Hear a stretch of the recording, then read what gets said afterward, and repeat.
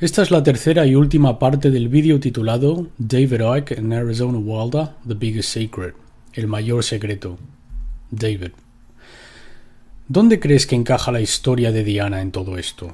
En términos de ritual que conoces y el pasado de la familia real que conoces. ¿De qué iba todo eso que pasó en París? Arizona. Diana fue un sacrificio ritual, porque es nombrada tras la diosa Diana. Ella fue elegida desde antes de nacer para el propósito que sirvió. Yo entiendo muy bien y soy muy empática hacia Diana, porque de una manera es paralelo a lo que me sucedió a mí, en cuanto a servir un propósito. Tuvo 2 hijos y luego fue arrojada a un lado, y para su horror, encima, ya que ella nunca acudió a un ritual, ella sabía que algo estaba pasando y sabía lo que estaba ocurriendo. Y no se podía confiar en ella para que estuviese presente en un ritual, aunque yo pienso de todos modos que Diana no acudiría a un ritual. No pienso que fueran capaces de hacer que cooperase con esto. Porque ella de hecho vio por sí misma que esto estaba sucediendo después de casarse con Charles. David. Es posible que cuando Diana estuvo casada con Charles, aunque no atendiese a ningún ritual de sangre, que ella pudiera haberle visto a él o a algún otro convertirse en un reptil. Arizona. Mientras duermen, tienen tendencia a cambiar de forma. Han de mantener su forma conscientemente, y cuando duermen tienen la tendencia a no mantener la forma humana y se vuelven a la forma reptiliana. También pudieron haber sucedido otras cosas, ¿sabes? Estoy pensando en los momentos cuando Diana estuviera pasando por el periodo menstrual. Eso habría también realmente provocado a estas personas en la familia real, que son reptilianos, y a otros a su alrededor, a querer cambiar de forma. O cualquier otra mujer humana en aquella casa que hubiera estado teniendo el periodo. Ese olor de sangre causaría un cambio de forma momentánea. David.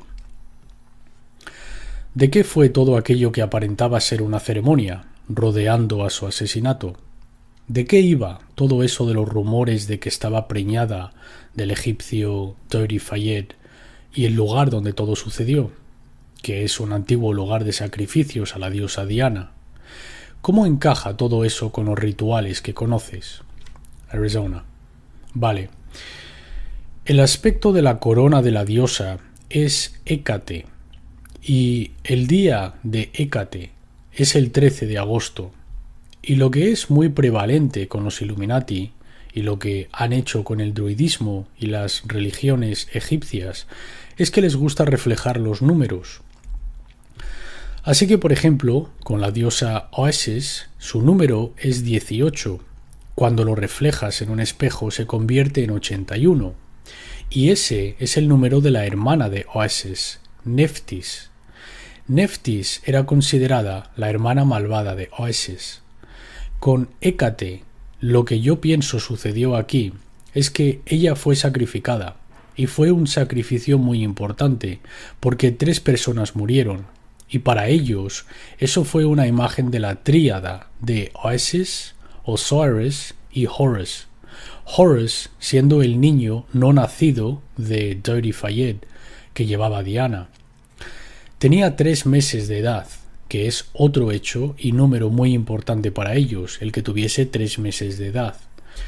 Los bebés para sacrificios son tomados en el útero a los 3, a los 5 y a los 7 meses. Y cuando oí que este era el caso, que entendí ahora había sucedido, ella tuvo que morir en aquel peaje, porque aquel peaje es el camino de paso para Diana, la diosa, y ella murió en el pilar número 13, de nuevo por Hécate, y murió el día 31, porque ese es el reflejo del 13. Y mi entendimiento, por lo que me llega internamente y por lo que me dijo el barón Guy de Rothschild a principios del febrero pasado, cuando estuvo en este país, que vino aquí para intentar reprogramarme de nuevo e impregnarme, fue que él estuvo en el túnel aquella noche. Él tenía que estar presente porque no solo era un asesinato ritual de Diana, sino que esto también iba de tomar su alma. Él estaba allí para tomar el alma de Diana, cosa que nadie más allí podía hacer. Quien estuviese presente allí no podría hacerlo, él podía hacerlo y él estaba en Francia. David: ¿es esta la mirada hipnótica de la que hablas? Arizona: sí. Y tomar el aliento. Y él tenía que estar allí para llevar a cabo este asesinato ritual. David: esto significaría que el equipo de ambulancia y el doctor que llegaron al minuto del accidente, viniendo del otro lado, tuvieron que formar parte de todo este asunto, o al menos la gente encargada del equipo de ambulancia. Por tu experiencia del tipo de gente involucrada en esta red Illuminati satánica, ¿piensas que eso es posible? ¿Que pudieron preparar todo eso? Arizona: sí, lo pienso. Yo he visto muchas cosas prepararse que, si no supieras, si no formases parte del así llamado círculo interno, o si no supieras lo que los Illuminati son capaces de hacer, porque dependen de que la gente crea que realmente no están ahí, no sabrías, sería muy difícil de creer. Este ha sido un grupo tan secretista y ha trabajado de maneras tan insidiosas para infiltrarse y controlar. Hay tantas preguntas sin responder que no parecen ser capaces de responder sobre Diana, que continúan surgiendo a pesar de todos los informes que salen. Porque hay gente que no cree en lo que están escuchando. David: ¿cuál habría sido el propósito de crear un ritual tan claro y definitivo en el asesinato de Diana? ¿Cuál sería el propósito de ello, cuando podrían haberla matado de otra manera? Arizona: porque tenía que hacerse como ritual, porque iban a llevarse su alma, y tuvo que suceder en el túnel, tuvo que suceder de esa manera, y tuvo que suceder aquel año. Y hay una línea temporal a todo esto. David: hay muchos rumores de que estaba preñada, pero, tal como yo lo entiendo, de uno de sus amigos, dice que eso no era posible, porque ella sabía que muy poco antes ella tuvo un periodo menstrual. ¿Es posible estar preñada y que eso aún ocurra? Arizona: sí, lo es. Esto me sucedió a mí. Yo fui impregnada con uno de mis propios óvulos fertilizados, que fue fertilizado por el esperma de Pindar, y él envió a Guy de Rothschild a impregnarme de esta manera. Y fui impregnada en octubre de 1994. Tuve periodos hasta febrero cuando lo descubrí, y los periodos eran normales, no ligeros. Y entonces, como tenía historial de enfermera y había trabajado con una enfermera comadrona entregando bebés, yo, por alguna razón, se me ocurrió echar un vistazo a mi estómago, a mi abdomen, y me di cuenta que estaba preñada. Entonces fui a ver a un doctor que verificó que estaba embarazada. Lo hizo mediante una prueba de sangre y de orina y un examen de ultrasonido. Y me dijo que si no me hacía un aborto al día siguiente, tendría que hacerme otro tipo de aborto distinto, que probablemente hubiera sido un aborto salino. Y yo sabía con lo que estaba preñada por aquel entonces, y por lo tanto estaba aterrorizada de llevarlo a cabo. No podía llevar a cabo sabiendo lo que sabía, así que tuve el aborto. Pero yo tuve periodos todo el tiempo. David: tú fuiste impregnada al punto en que ocurrió sin tener conciencia de ello. Arizona: no lo tuve. David: ¿es posible que eso la hubiera ocurrido a Diana? Si ella, tal como sugieren las evidencias que yo he visto, también estaba bajo control mental y fue una múltiple en sus tempranos años de vida. Arizona: eso es definitivamente más que una probabilidad. La cuestión de ser múltiple o tener un desorden de identidad disociativa es que el huésped, la persona, no sabe que lo son. No saben que tienen tiempo perdido. Pero luego tienen amnesia para el tiempo perdido y no se dan cuenta del tiempo perdido. No se dan cuenta que cosas les están sucediendo. Ellas aparecen embarazadas, aparecen con marcas en sus cuerpos que no saben cómo sucedió. Piensan que debieron de darse un golpe, cuando no fue así, de hecho, como sucedió. O quizás tienen marcas de agujas por haber sido agarradas y drogadas. Y es solo cuando comienzan a darse cuenta que algo no está bien e intentan crear una línea temporal e intentan dar cuenta de su tiempo, es cuando se dan cuenta que hay tanto que no pueden explicar, que simplemente habían dado por hecho, como, bueno, habría estado de compras, habría estado en la casa de esta persona o estaba allí, y luego se dan cuenta que no tienen una línea temporal para ninguna de estas cosas. David: ¿piensas que los dos hijos de Diana eran los hijos del príncipe Charles? Arizona: yo no creo que William lo es. He oído que él era hijo de Charles. También he oído que era de otra persona, y creo que no es de ninguno de los dos. Creo que este niño, el príncipe William, es el hijo de Pindar, y que ella fue impregnada y que ella no se dio cuenta de ello. David: cuando miras la naturaleza del ritual donde tenemos a Osiris, que parece simbolizado por Dirty Fayed, y Oasis, simbolizada por Diana, presuntamente el bebé, obviamente simbolizando a Horus, una leyenda egipcia y ritual, ¿por qué recrear eso en un túnel de París en aquel momento? ¿Qué estaba diseñado a hacer mediante el simbolizarlo o lo que sea? Arizona: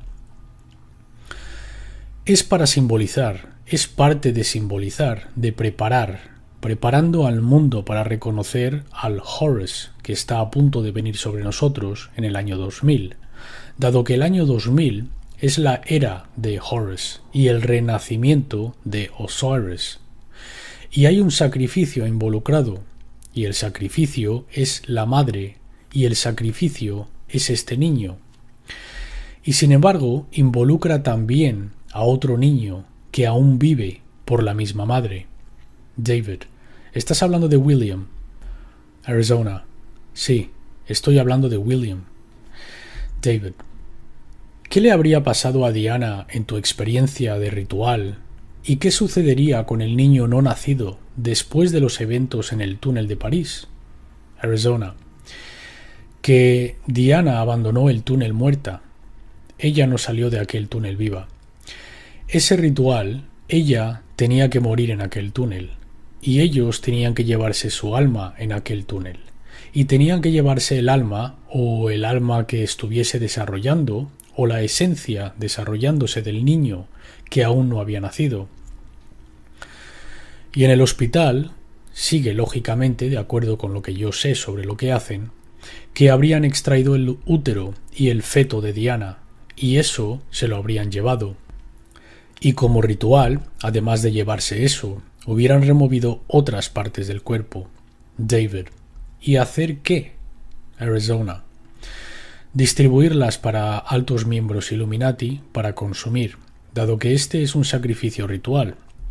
David: algunas cosas extrañas sucedieron después de eso. Bueno, cosas extrañas sucedieron a lo largo de todo ello, pero desde luego la decisión fue tomada de que no sería enterrada en la iglesia local, donde ella quería ser enterrada, sino en una isla rodeada de árboles en el lago en el parque Althorpe. Y Earl Spencer, su hermano, reclama que mediante un sueño él fue inspirado a introducir 4 cisnes negros en el lago. Por lo tanto, desde, de nuevo, tu conocimiento del ritual, ¿qué significa todo eso? ¿Por qué hacer eso? Arizona: porque 4 cisnes negros tiene que ver con las 4 direcciones, 4 estaciones. Tienen que ver con sellar algo para toda la eternidad. Tener 4 de algo negro, como aquella figura del cisne en la mitología celta y también en la mitología druida. Negro es el color de Hécate. También uno de los aspectos de las diosas, de las 3 diosas, es esta llama negra o esta estrella negra. Y la llama negra significa hasta la muerte, y por lo tanto el color negro. Y en algún lugar ahí dentro habría una llama. David: las decisiones después de su muerte, de colocarla en una isla rodeada de árboles en un lago, y los 4 cisnes negros, fueron tomadas, al menos en la superficie, llevados a cabo por su hermano, Earl Spencer. ¿Tú tienes alguna experiencia de él? Arizona: yo he visto a Earl Spencer en rituales. Él está definitivamente ligado a ello. Su familia ha sido parte de esto. Ella es parte de este linaje. Yo no le he visto a él cambiar de forma, pero él está atado a ello. David. ¿Le has visto en rituales mientras los sacrificios toman lugar? Arizona. Sí, así es. David. ¿Y su padre? ¿Tienes algún conocimiento de él? Arizona. Su padre estaba presente en rituales. Su padre tendría que haber estado involucrado mucho antes de que hubiese nacido Diana para que ella hubiera sido involucrada. Viendo sus acciones después de que ella se hubiera casado, lo de cortarse a sí misma, siendo anoréxica, siendo bulímica, estos son tan indicativos de alguien que ha estado involucrado en control mental, que ha sido herida y ha sido forzada a seguir la programación en la mente. Esto hubiera comenzado cuando ella era una niña pequeña y su padre habría estado involucrado. David.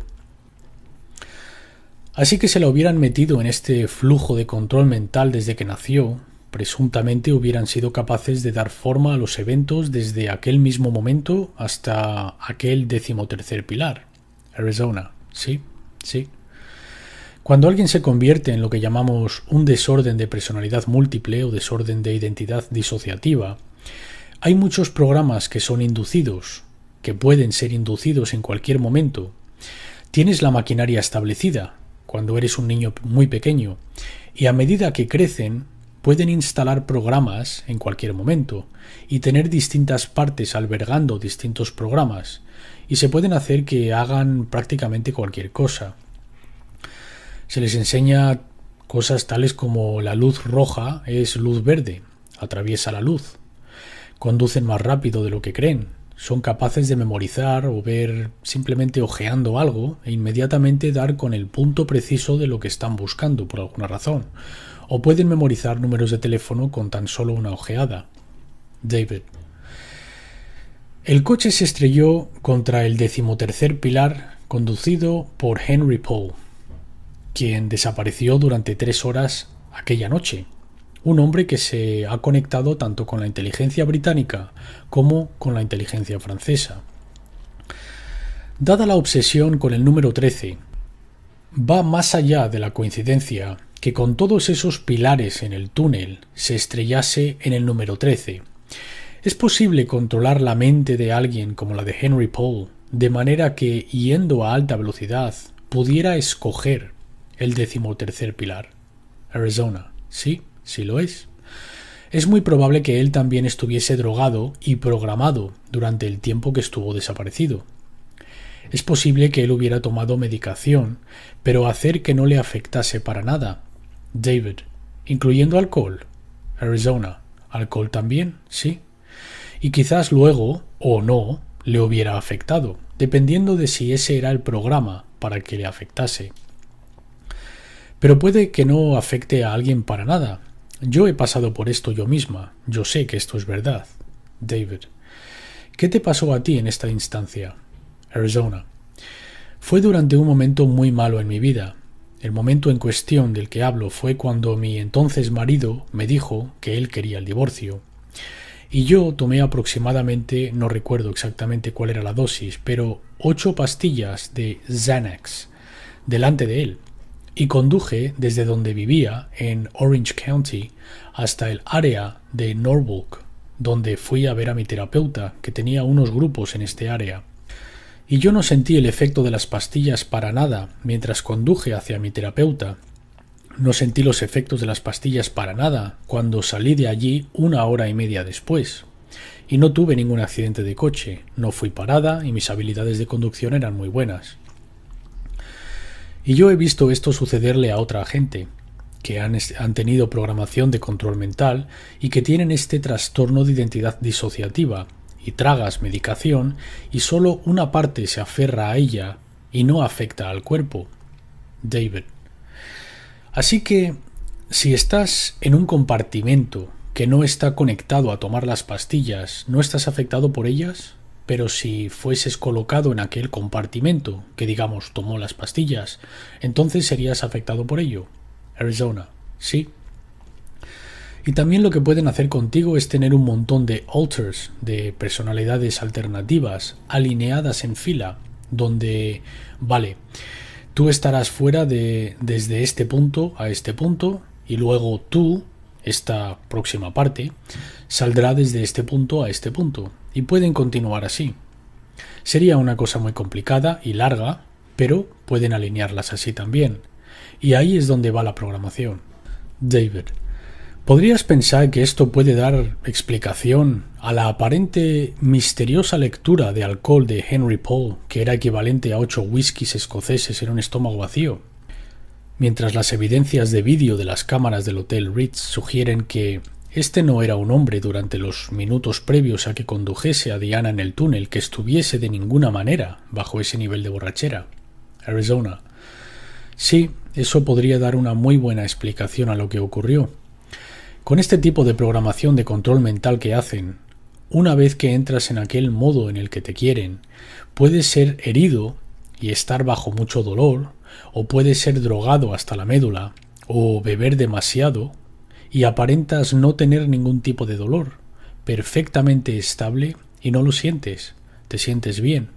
David: la gente lo encontraría difícil, viniendo desde su propia experiencia de observación, que alguien pudiera conducir un coche dentro de un túnel a una velocidad considerable y seleccionar un pilar determinado.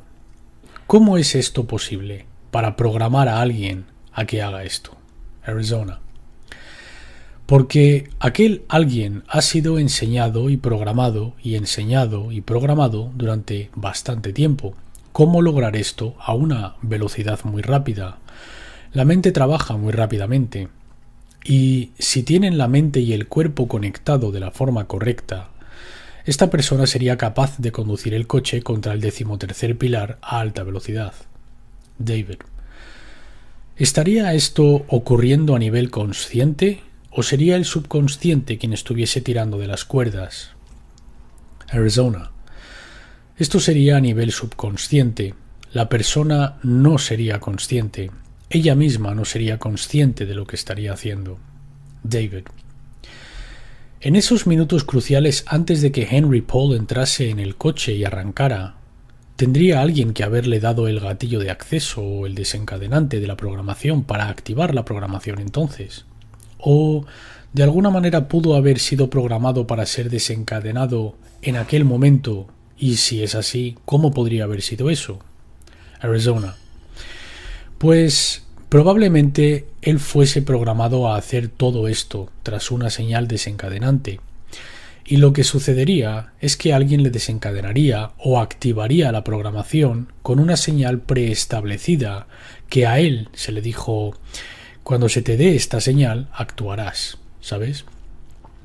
Pero el programa ya estaba establecido a arrancar o a ejecutarse cuando apareciese la señal, cuando viese la señal. David: ¿qué forma podría haber tomado esta señal? Arizona: podría haber sido un signo de manos, podría haber sido un apretón de manos, podría haber sido un color que él vio que fuese destellado delante de su cara, podría haber sido cierta persona haciendo cierto signo de manos. Lo más probable es que hubiera una persona presente a la que él debería de reaccionar cuando esta persona dijese algo o le hubiese dado una señal de alguna manera.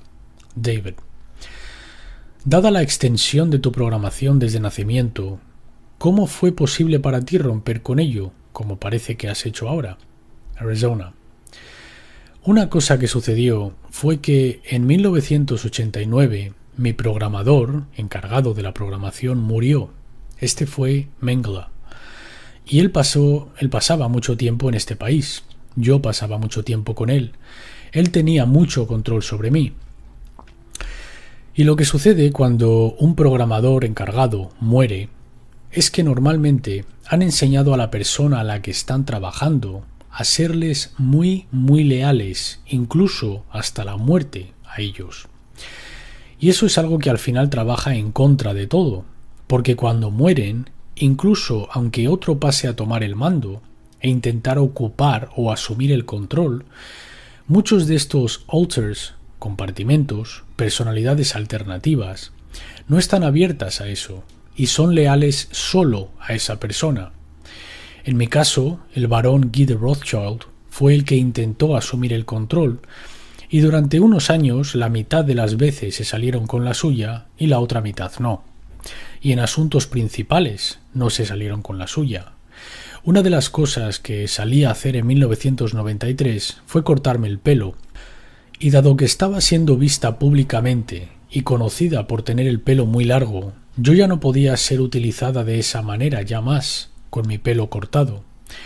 Eso hubiera causado muchas preguntas entre otras personas que hubieran estado programadas, y aún intentaron seguir adelante con otras partes donde no tendría que ser vista públicamente, porque ellos aún me consideran que mantengo ese estatus, y aún me consideran su propiedad. Siempre se me dijo que era su propiedad. David: una pregunta que se haría la gente es, dado todo lo que sabes, ¿por qué no te quitan del medio? Arizona: aún tienen planes para mí, y esto se me dijo hace unos pocos días por otro que ha hablado con el barón Guy de Rothschild, que tienen planes para mí, y ellos planean hacerme regresar por las habilidades psíquicas, y eso no va a suceder. David: con la poca de cinta que nos queda, ¿podríamos cambiar el tema hacia las joyas que tienes aquí a la izquierda? ¿Qué es eso? ¿Son parte de los rituales en los que estuviste involucrada? Arizona: este es un anillo de niños de oro blanco de 14 quilates con un diamante en el centro de un hexágono, o forma hexagonal, que parece un hexágono si pudieras ver de cerca el diamante. Esto me lo devolvió mi exmarido, que me dijo: esto estaba entre la ropa de tu hija, y este era un mensaje para mí, y era un disparador o un desencadenante para mí. Cualquier superviviente de alto rango con los que he hablado, que saben de este anillo, saben que es de las madres de la oscuridad, y sería muy inusual, yo no sé de nadie que tenga un anillo como este en su posesión en este momento. David: ¿y qué es el collar? Arizona: el collar de aquí está hecho de cobre y es egipcio. Se me dio al cumplir los 19, que es una edad muy importante porque realmente es cuando comienzas en la posición en la que estaba, teniendo estos poderes psíquicos en pleno efecto, y se te permite hacer uso de esto en pleno efecto durante los rituales. Y este collar lo llevaba durante ciertos rituales. David: ¿por qué el cobre? ¿Y para qué llevarlo? Arizona: el cobre es un transmisor. El cobre siempre se ha utilizado en el ocultismo. Tiene un significado específico.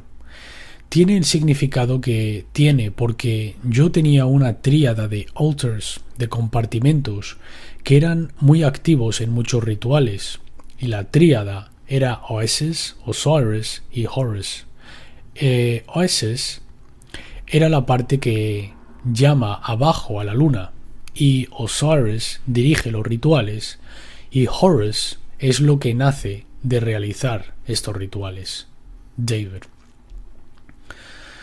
en los 3 o 4 minutos que nos quedan, sé que es difícil, pero quiero que la gente entienda la naturaleza de lo que está sucediéndole a tantas personas hoy.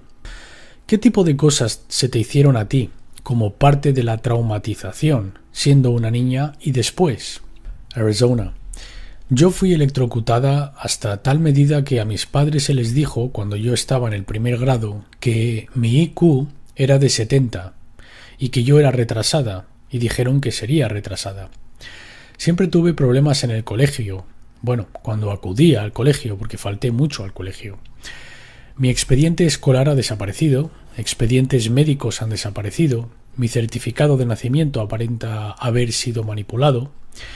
Yo he tenido mis párpados abiertos con cinta para que no pudiera cerrar mis ojos. He sido sometida a sueño narcoléptico y se me han colocado auriculares sobre mis oídos y tener mensajes repitiéndose y repitiéndose durante días. Se me ha inyectado con drogas para que mis nervios estuviesen como en fuego y luego me tocarían. Y dado que no se me permitía que mi cuerpo estuviese marcado, no podían usar una picana, pero sí que usan picanas con las personas para torturarlas y utilizan estimulación eléctrica en los genitales y también en los dientes. También les gusta inyectar entre los dedos de los pies y bajo las uñas y encima de las encías. También he tenido algún tipo de cicatrices desde el techo de mi boca hasta el tronco cerebral, que me da una memoria fotográfica. Tengo bloques de calcio alrededor de la glándula pineal que parecen estar perfectamente espaciados e igualados, que es muy curioso, los doctores no parecen ser capaces de dar explicación a ello. He sido programada para ser anoréxica y bulémica, y para la programación para el gobierno, dado que también fue utilizada para el gobierno de este país, fui programada a cortarme los brazos si comenzase a recordar, por lo que fui castigada por los Illuminati, dado que no debía tener estas marcas sobre mí. Se me hizo comer mis propias heces siendo una niña, se me obligó a beber mi propia orina, no se me permitía ir al baño, se me colocaba en un tanque de deprivación sensorial. Tuve mis hombros, mis rodillas, los dedos de mis pies, mis dedos y mis codos dislocados y luego colocados en su lugar de nuevo cuando querían traumatizarme. He recibido llamadas repetitivas de tonos que no puedes hacer pulsando los botones de un teléfono, tonos que suenan a la sonda de un submarino, tonos que suenan como que son hechos por algún tipo de instrumento. Se me ha administrado energía dirigida como ELF, ondas de frecuencia extremadamente baja, energías microondas, y esto a su vez ha generado un tono en un oído y otro tono diferente en el otro oído, que genera un tercer tono, se llaman tritonos, que cambian la actividad eléctrica de las ondas de tu cerebro para colocarte en el estado en el que te quieren. He sido programada a conducir a través de la luz roja pensando que está en verde. Ha habido una gran cantidad de programación alrededor de mis hijos, usando a mis hijos contra mí, que es un tema muy doloroso conmigo, saber que esto está sucediendo a mis hijos, lo mismo que me ha ocurrido a mí. Es más fácil, no sé si seré capaz de hacer que la gente entienda esto, es más fácil para mí vale, yo puedo manejar el hecho de que pasé por esto. Y lo que más quiero es exponer a estas personas por lo que están haciendo con los niños por todo lugar. Pero se lo están haciendo también a mis hijos. Y mi hija cree que la he abandonado. Y mi hijo cree que le he abandonado. Y ellos no tienen esperanza. Cuando son unos niños y se les aparta a su madre de ellos y se les dice que su madre les ha abandonado. Así que esto es un ciclo que sucede con miles y miles de supervivientes, no solo yo. Y así es como lo perpetúan, si hay un padre que protege sus creencias y ha descubierto que esto está ocurriendo. David. Las asombrosas revelaciones de Arizona Wilder, una mujer muy valiente que ha elegido mantenerse en pie y declararse abiertamente. Y solo cuando las suficientes personas hagan esto, será cuando estas tonterías y manipulación llegará a su fin, como sucederá en los próximos años. Pues hemos llegado al final de nuestra pequeña gira del Centro de Control Global y nos encontramos ahora aquí a las afueras de las casas del Parlamento en Londres, la así llamada Madre del Parlamento, porque claro, ha proporcionado los planos para tantas otras así llamadas democracias a lo largo del mundo, cuando de hecho es solamente otro vehículo más para el Estado de un solo partido, que está incansablemente cambiando la legislación, avanzando esta agenda de centralización global.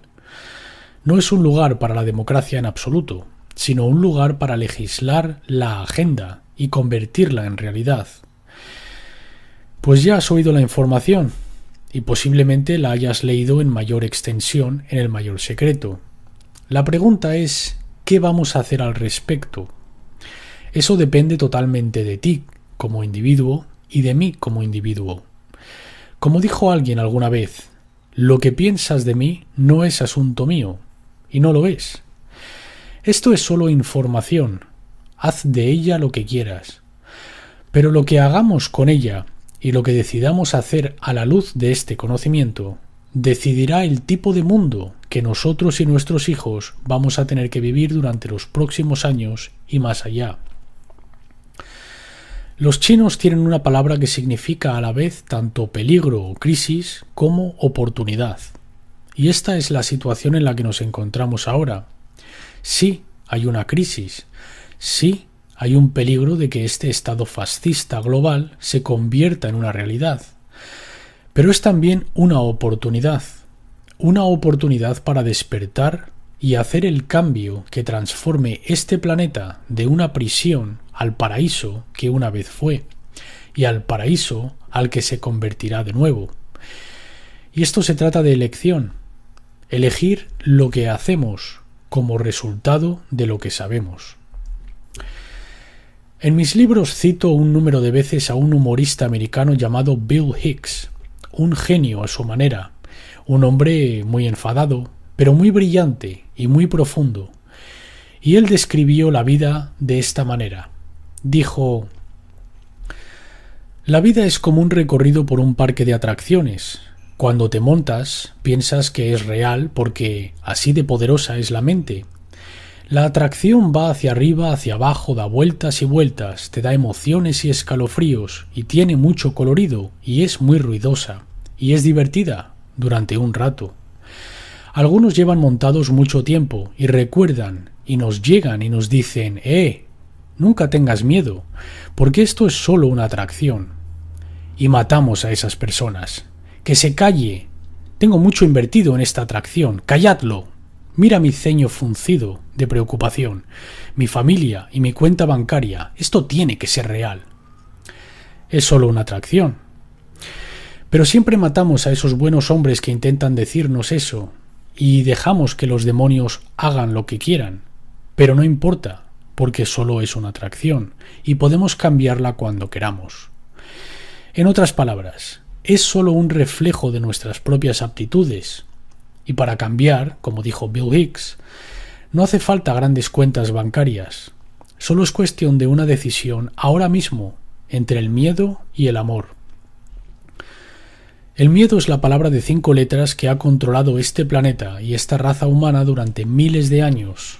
Amor es la palabra que nos liberará. Y esa es la elección a la que nos enfrentamos ahora. Y el mundo que estas dos elecciones creará será tan diferente como el inexplicable abismo entre las dos, entre una prisión o un paraíso. Solo quiero decir una cosa más antes de terminar este vídeo. No quiero demonizar a la raza reptiliana, porque es solo un flujo genético en el gran para siempre. Estoy hablando de un pequeño número de esta raza reptiliana que está tras esta manipulación, no la raza en general, porque de hecho mucho del flujo reptiliano, tanto en cuerpos físicos como en otras dimensiones, están trabajando ahora para ayudar a que la humanidad gane su libertad, a que recuperemos nuestra libertad. También me gustaría agradecer una vez más a Arizona Wilder por tener las agallas de mantenerse en pie y hablar su verdad. Si la suficiente gente hace esto, entonces este castillo de naipes, porque al final eso es todo lo que es, se viene abajo. Me gustaría también agradecer a mi amigo Brian Desborough por ayudar a Arizona y por su propio compromiso a la verdad. Estamos ante un cruce de caminos en la evolución de la raza humana, o un cruce de todos modos. La buena noticia es que hay un despertar global que está sucediendo. Yo he hablado en unos 20 países durante los últimos 18 meses. La gente está despertando.